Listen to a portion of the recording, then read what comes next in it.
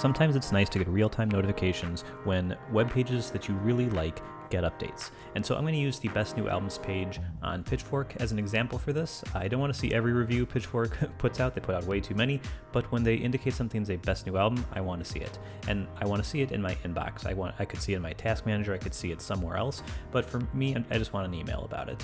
And so what I need to do is I need to grab the RSS feed, which on this page isn't very obvious, but I happen to know what it is. So I'm going to go ahead and get started. On another page, there's usually like an RSS icon you can copy.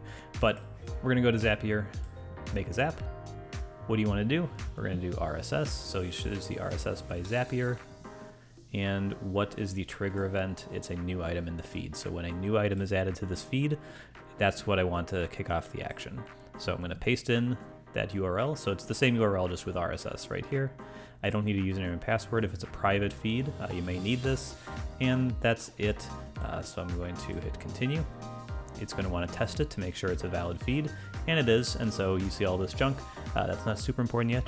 So we'll move on, hit continue. And so now that you have a new item in the feed, what do you want to do? And for me, I'm going to do Outlook. So it's an email to my Outlook account. Like I said, you could add it to Pocket, you could make a ghost post about it, you could tweet it automatically, but for me, I'm just going to send myself an email. So what's the event? Let's do send email. So continue, which account? I've got my account set up already, and now I'm going to customize the email. So who's it to? So it's actually sending from my Outlook account, so I'm going to send it to my Outlook account, so that'll be okay. So that's one email. I could send multiple emails if I want, but I'm just going to do one. I can CC someone, I can BCC, whatever. And then what's the subject line? So I'm going to do Pitchfork Best New Album. And I'm going to add a space and then do the title of the page. So this will be the album and artist that show up there. And they give you a nice little preview of Run the Jewels 4. And so let's format the body to be, let's just do text. That'll be a little simpler for this demo. And so I have the album there. And so what do I want to do? I'll put the link right at the top. I'll just do spaces, and then I'll do the description. So this will be the summary of the review, and then I can click the link to go to it. So that should be it. I don't need to do an attachment, although maybe I could. Let me see all options.